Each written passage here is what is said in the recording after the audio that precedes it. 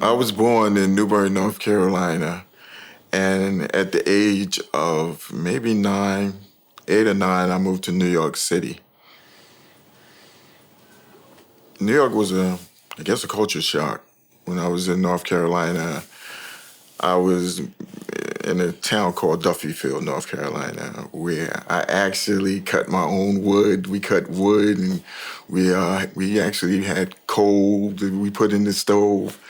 And moving from that, going to New York City, I guess it was a big plus because I didn't have to cut wood anymore.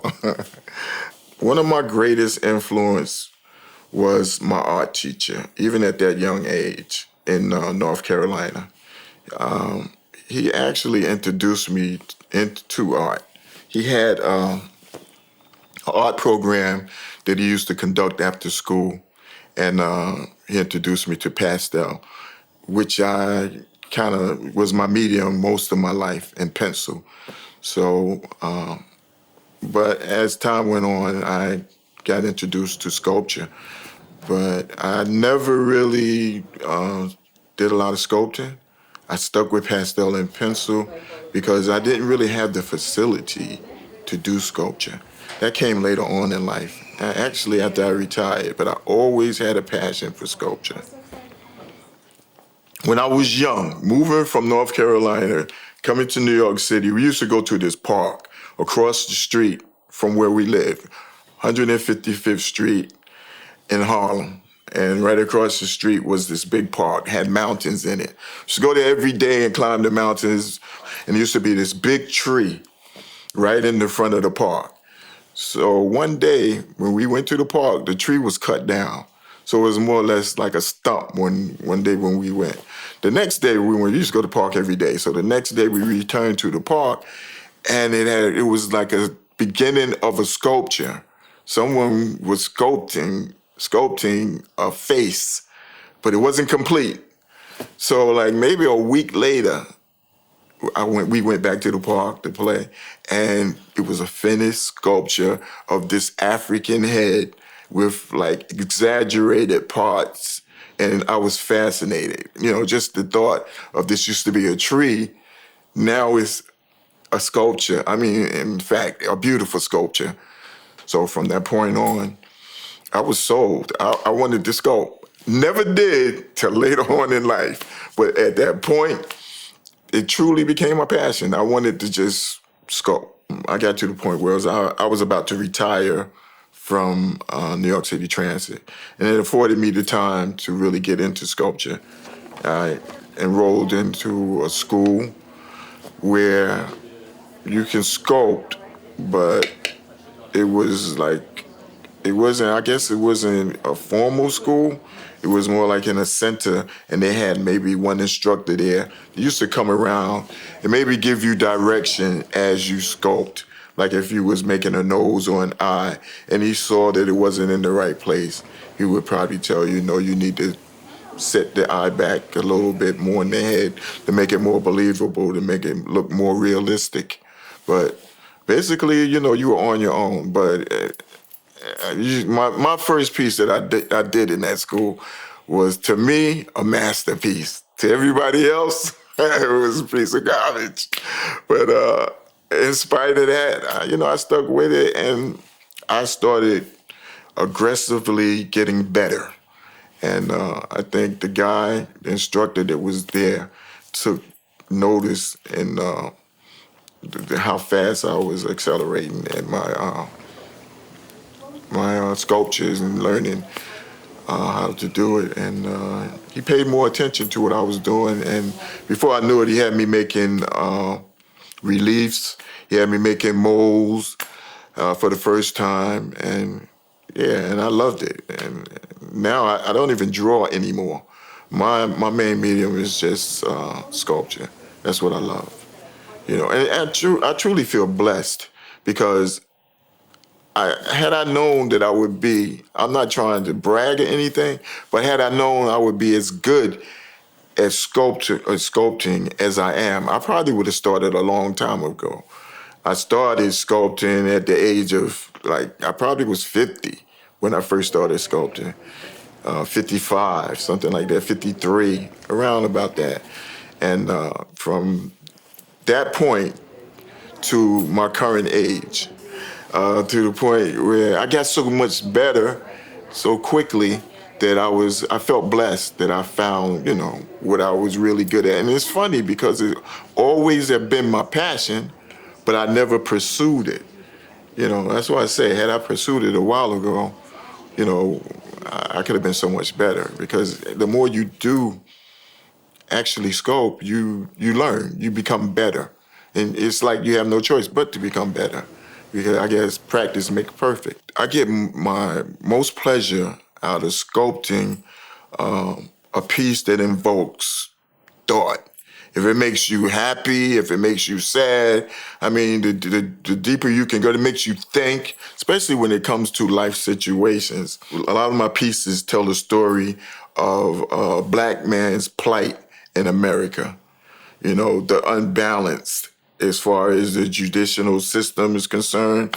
I have a lot of pieces that talk to the hands up, don't shoot movement. And I think it's a big concern of mine, because I have a black son, I have black men all throughout my family. At the rate that cops have been killing, almost murdering unarmed black men on the streets is phenomenal. It's ridiculous. And that story need to be told on the radios, on television, and in art. It need to be in song. It need to stop. I try to make my art a vehicle, to get across or to convey a message. So that's what makes me more happy and a peace, or give me satisfaction. Maybe not happiness, but give me satisfaction knowing that I can convey a feeling in with my hands, just in my sculpture. I had someone ask me, because not too long ago, why do I only sculpt black people, but or black circumstances? It's like any artist can only sculpt what's in his head or his own experiences. And, that's what affects me. That's what I see the most. It's not that I don't sculpt white people or it's like I have to sculpt my reality, what I feel passionate about. So if you view some of my work, you'll see circumstances within my work, and it tells about my life. So coming out of my mind and knowing that I really want to say something, I can say it better in my sculpture. So that's what I sculpt. I sculpt what I feel. It's not prejudice or anything else entwined in what I do. It might be a reflection of Americans' prejudices, but so it's what's in my mind. It's what I think about the most. It's what I'm more passionate about. So it comes out in my sculpture, and it's more fulfilling when I can do it like that. But still, some of my pieces also have are of famous black people that lived, that did things to help progress black people in America. And when you look at their speeches or their mannerisms, you kind of get a better feel of who they are. All right, once I made my selection, I know who I'm sculpting.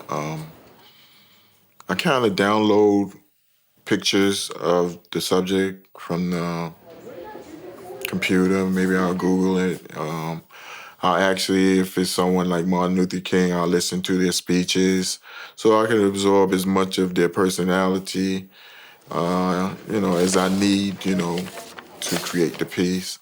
Once I've done that, of course, I purchased the clay. Okay, this is how it all starts. The bag of clay to Lebron James. Yeah, so I get a good foundation, and then get the neck bottom, upper torso, and the next part would be the head. So I'm gonna have to get some more clay.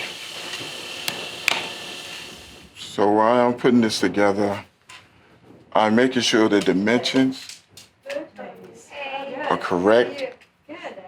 The size of the head appears to be the right size in conjunction with the body.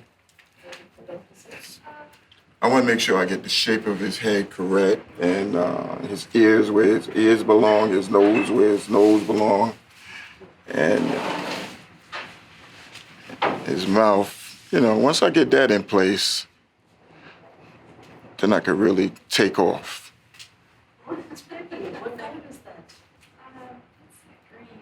It's relatively the hardest part of me sculpting, but it's not as time consuming because it's pretty much the same for a man or a woman, just getting the basic foundation. The part that takes a longer time is after you have the nose, ears, mouth, and shoulders. You have that already constructed, and when you're making the sculpture look like the person, that's a little more tedious because now I'm referring to the picture and the clay, and every night when I'm working on a subject, I will take pictures and I'll take that home to see my flaws and which direction I need to go. I might need to add clay or subtract clay. So I get a lot of information from the pictures that I take of my creation. Once I have everything done, I just let it dry. And once it's dry to a certain point, maybe almost leather dry, I'll go back in before it gets too dry. And once again, I'll observe it and make corrections. Like at that point, it's only minor corrections. And once I do that, I'll just expose the piece completely, and I'll let it dry until it's time to go into the kiln and place it in the kiln. Once it comes out the kiln, I might sand it down to make it smooth, or it depends on what I'm creating.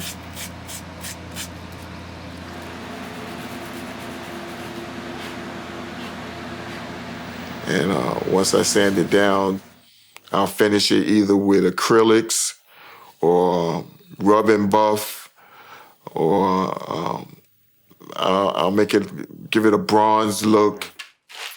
So what I need to do is mix the paint. So if I'm using rub and buff, it's not gonna absorb into his beard.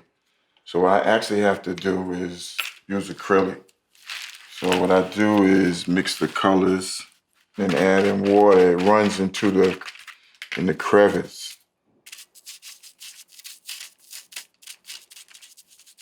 Once I put in the rub and buff, it's gonna blend in everything. It's gonna combine together. So hopefully we get like a smooth finish. And pretty tedious because you gotta make sure you get all the cracks. I'm still gonna have to go back and finish the dark parts, which is the base. This is more or less what you finish with to give it the highlights. Upon the completion of this piece, I plan on adding it to my collection for an upcoming show in the near future.